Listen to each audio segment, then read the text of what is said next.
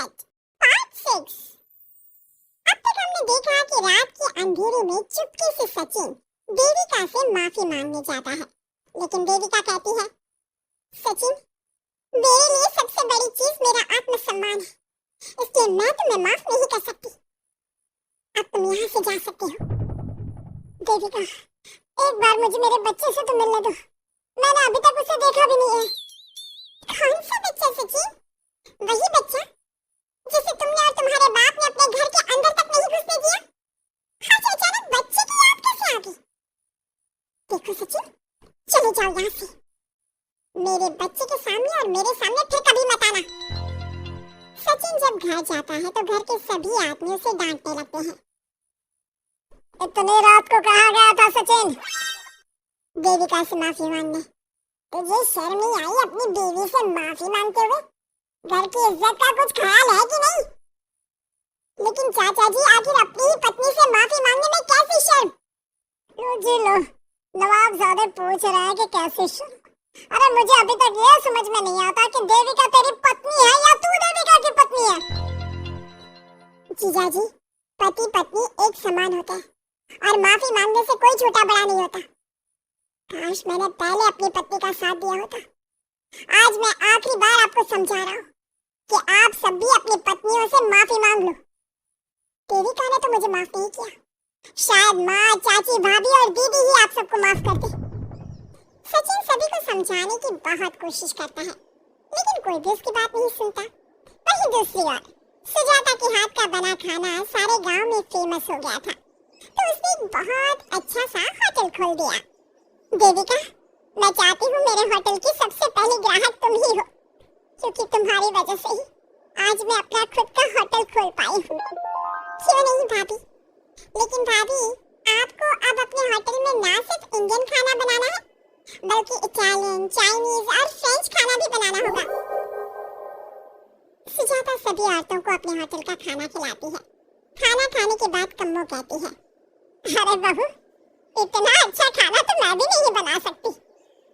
तू तो वो हो गई, क्या कहते हैं उसे, मास्टर शेफ चाची जी। हाँ, मास्टर शेफ। बहू, अब तेरा होटल चलेगा नहीं बल्कि दौड़ेगा। हाँ बहू, तूने सच में खाना बहुत स्वादिष्ट बनाया है। अब बीना बेटी, तुझे क्या करना है?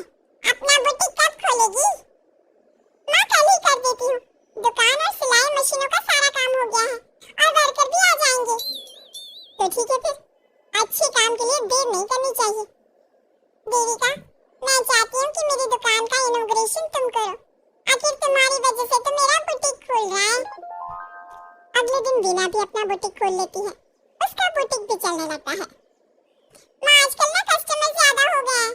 बुटीक में जो वर्कर है वो वर्कर कम पड़ रहे हैं। मुझे और वर्कर की जरूरत है।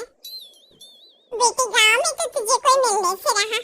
अच्छे वर्कर तो शहर से ही मिलेंगे। हमें भी कुछ लोगों की जरूरत है जो हमारे बर्तन शहर ले जाकर बेच सके। देविका बहू, अब तू ही कुछ कर। ठीक है माँ जी, मैं अपने पापा से बात करती हूँ। वो अखबार में इश्तेहार दे देंगे तो कई वर्कर आ जाएंगे। कम्मो और विमला के बनाए बर्तन भी दूर दूर तक बिकने लगे। सभी औरतें देखते ही देखते बहुत फेमस हो गई। अब देविका ने गांव में अपना स्कूल भी खोल लिया। सभी गांव की लड़कियां स्कूल जाने लगी। एक दिन देविका ने सभी से कहा, माँ जी, मैंने स्कूल तो खोल लिया है और गांव की लगभग सारी लड़कियां भी आ रही हैं, लेकिन कल से आप सब भी आएंगी, गांव की सभी औरतों के साथ। देविका बहू, कैसी बात कर रही है तू? इस उम्र में हम स्कूल जाते हुए अच्छे लगेंगे क्या? माँ जी, पढ़ने की कोई उम्र नहीं होती और आप सबको मैंने कितना कुछ तो सिखा दिया है। अगर आप सब स्कूल पढ़ने आएंगे तो इससे गांव की सभी औरतों को हिम्मत मिलेगी। लेकिन बहू, अब हमें पढ़ने की क्या जरूरत? अब तो हम बूढ़े हो गए हैं। चाची जी, जरूरत है पढ़ने की, और पढ़ने की कोई उम्र नहीं होती। अब देविका लड़कियों को पढ़ाने के साथ साथ गांव की औरतों की शिक्षा पर भी ध्यान देने लगी। कुछ दिन में घर की सभी औरतों के बारे में राज्य के बड़े बड़े मंत्रियों को पता चला और वो सीधा उनके गांव उनसे मिलने पहुंचे। देविका जी, आपकी वजह से पूरे गांव का नाम रोशन हो गया है। जगह जगह आपके घर की सभी औरतों की तारीफ हो रही है। हाँ देविका जी, आप सभी के बारे में सुनकर हम अपने आप को रोक नहीं पाए और आपसे मिलने आ गए।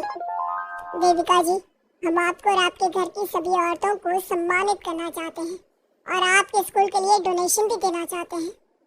इस तरह मंत्री और गांव के सभी लोग देविका के साथ साथ उसके घर की सभी औरतों को प्रतीक चिन्ह देकर, फूलों की माला पहनाकर और शॉल देकर सम्मानित करते हैं।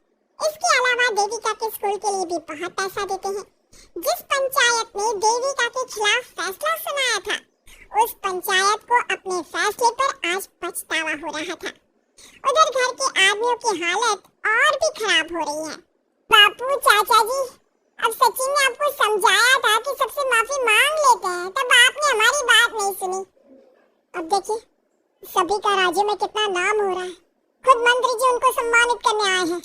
बापू, मोहन और सचिन ठीक कह रहे हैं। हमारी हालत तो दिन पे दिन खराब होती जा रही है। ना तो हम घर का कोई काम कर पा रहे हैं और ना ही बाहर का। तुम लोग जरूरी बात सबसे आखिर में बताते हो। ये बात तुम लोग पहले भी तो बता सकते थे। भैया, हमें सबसे माफी मांगनी चाहिए और सबको यहाँ बुला कर लाना चाहिए। ठीक है, तुम सब यही चाहते हो तो चलो, आज ही घर की सभी औरतों को घर ले आते हैं। घर के सभी आदमी चल देते हैं सभी औरतों से माफी मांगने के लिए। जैसे ही वो औरतों के पास पहुंचते हैं, सभी हैरान हो जाती हैं। कम्मो, ये सब यहाँ क्यों आए हैं? पता नहीं, लगता है आज फिर झगड़ा करने आए हैं हमसे।